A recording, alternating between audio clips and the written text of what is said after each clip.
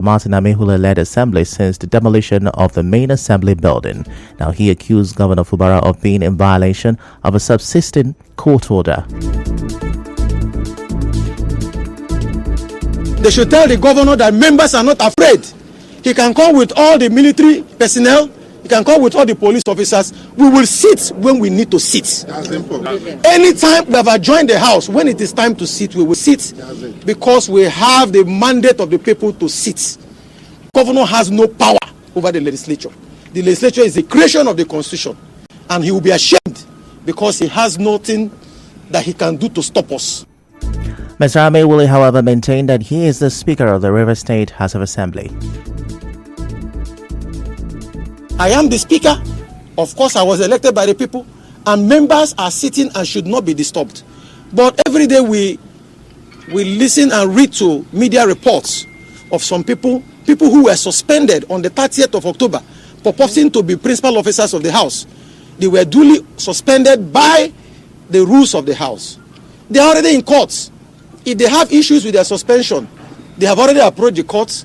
The court has not given any judgment to the contrary. Yesterday, amid the heightened political tension in River State, Governor Fubara paid an unscheduled visit to the assembly quarters. The governor briefly toured the premises in company of a convoy of uniformed and civilian aides before going to inspect the Emoha-Kalabari Road. After inspecting the 15.24 kilometers Emoha-Abalama-Tema Junction dual carriageway road project, Governor Fubara explained that his visit to the residential quarters of the State House of Assembly was for an on-the-spot assessment of the condition of the structures for possible rehabilitation work to make them livable. It's assembly, not part of my property. Is there anything wrong in going to check how things are going on there? You're aware of the development. We have a new speaker, and I went there to see for myself what things are, because there might be a few things I might want to do there for the good of our people. Reacting to the visit, a lawyer, Paul Ananaba, says Governor Siminalayi Fubara did not break any law by visiting the State House of Assembly quarters. Speaking on Channels Television, Mr. Ananaba says the facility is a government facility and no law stops the governor from visiting the residential quarters. He said Speaker Martin Amehule is just entertaining some fears as he is sure the governor will not go to demolish the assembly quarters. He also said the tussle between Governor Fubara and the lawmakers reflects a lack of politics of identity.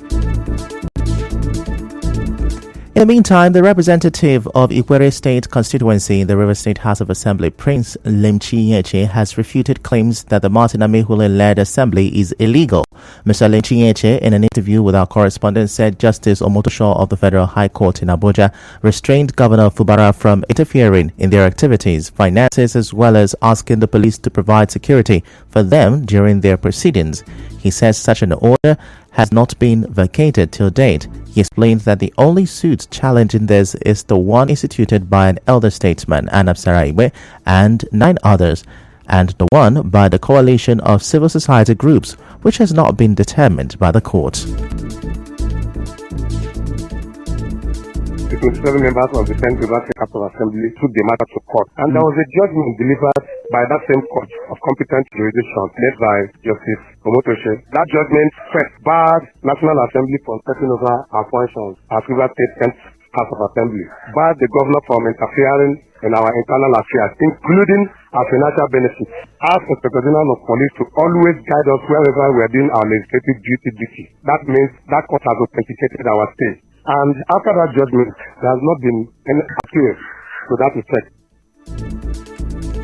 Addressing claims by the lawmaker representing Boni State constituency Okocha Jumbo of assuming the speakership role, Mr. Lemchi-Nyeche described it as a joke, reiterating that Jumbo remains suspended from the House.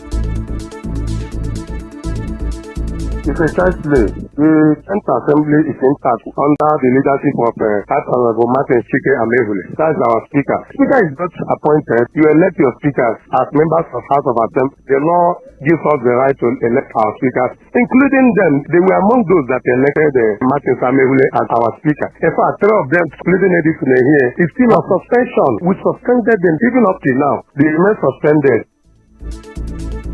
Now recall that an appeal court in Port Harcourt has reserved judgment on a suit filed by an elder statesman, Anab Sariwe, and 9 others challenging the order of the State High Court that struck out their suit against President Bola Tinubu, Governor Siminalayi Fubara, Martin Amihule, Rivers House of Assembly, and PDP for lack of jurisdiction. They are asking the court to restrain the 27 lawmakers from parading and functioning as lawmakers based on their defection to the APC. There is also a suit pending at the Federal High Court in Port Harcourt, instituted by members of the civil society organizations in Rivers State against the 27 lawmakers led by Martin Amihule. Now, one of the commissioners in Rivers State who was reappointed following the peace agreement reached in Abuja, Emeka Nwoke, has resigned. Mr. Nwoke resigned following his appointment by President Bola Tinubu as the Managing Director, Chief Executive Officer of the Ogun-Oshu River Basin Development Authority.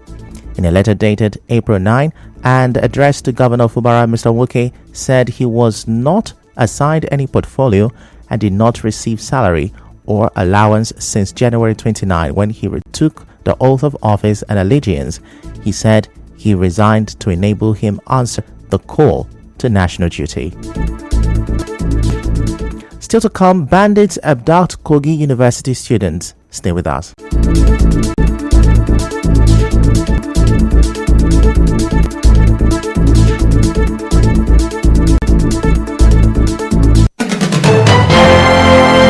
Connect you to the world. We connect you to the vicinity. We are Nigeria Info.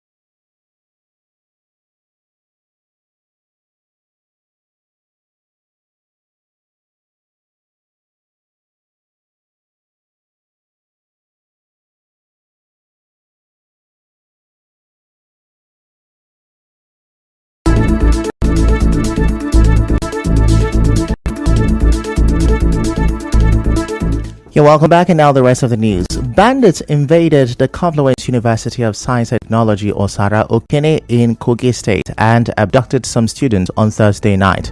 An eyewitness said the bandits attacked the university around 9 p.m.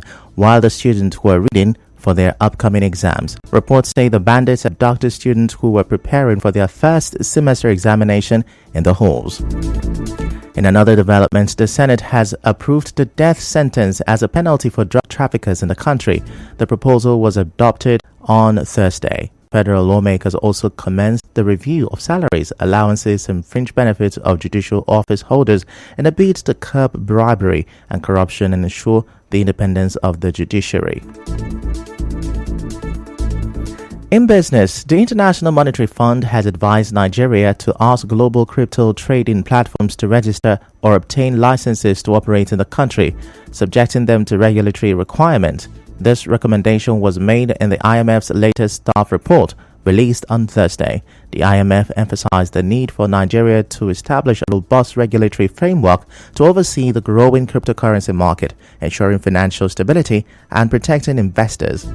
The report said such a move aligns with global efforts to standardize cryptocurrency regulations and prevent illicit activities. In entertainment, Nigerian singer David Adeleke, popularly known as Davido, says that he may not produce another album after the next one. Davido, who said some people want him out of the game, noted that he will give them peace after his next album. In sports, Prince Harry and Meghan Markle have arrived in Nigeria for their 72-hour tour to promote the Invictus Games. They were received by some Nigerian officials early this morning at the Nnamdi Azikiwe International Airport in Abuja. Defense spokesperson Brigadier General Tukur Gusau told newsmen that their first engagement is at the defense headquarters. And now we bring you news from around the world. The United Nations General Assembly is set to back a Palestinian bid to become a full UN member by recognizing it as qualified to join. The Assembly is expected to send the application back to the UN Security Council to reconsider the matter favorably. The Palestinians are reviving their bid to become a full UN member, a move that would effectively recognize a Palestinian state after the United States vetoed it in the 15-member UN Security Council last month.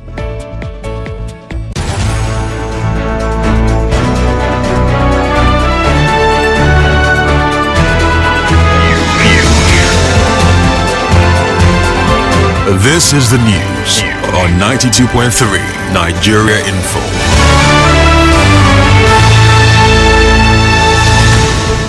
That's a wrap on the news this afternoon. Before we go, let's have a look at the major stories. The Martin Amehula-led Assembly has written to the DSS over an alleged threat to lives of members.